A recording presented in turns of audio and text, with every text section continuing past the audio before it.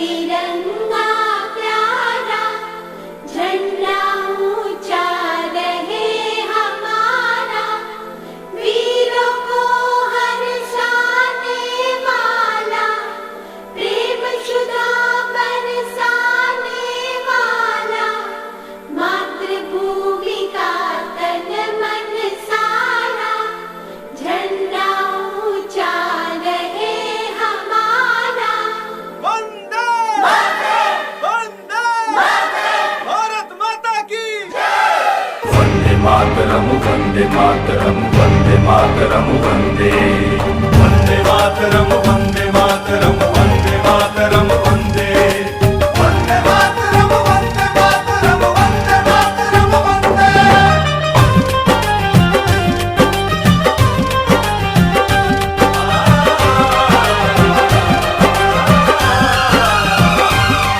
मेरा रंग दे बसंती चोला था भगत सिंह ने बोला, जब भड़का क्रांति का सोला, आसन दुश्मन का टोला। आजादी के निशानी हो, वीरता के कहानी हो, जन जन में जगा दे इनकलाब के नारा, ऐसन आपन तिरंगा प्यारा, जन जन में जगा दे इनकलाब के नारा, ऐसन आपन तिरंगा प्यारा।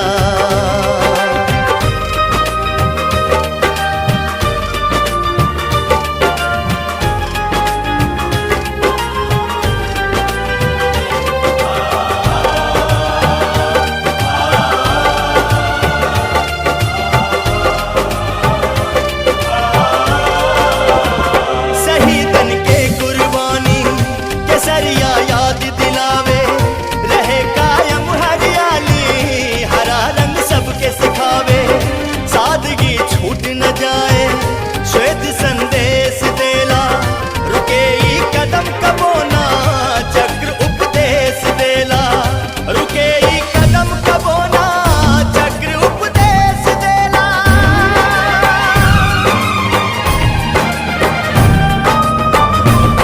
ई प्रतीक आजादी के, त्याग शेखर गांधी के, हर हिंदुस्तानी के अखियन के तारा, ऐसन आपन तिरंगा प्यारा, जन जन में जगा दे इनकलाब के नारा, ऐसन आपन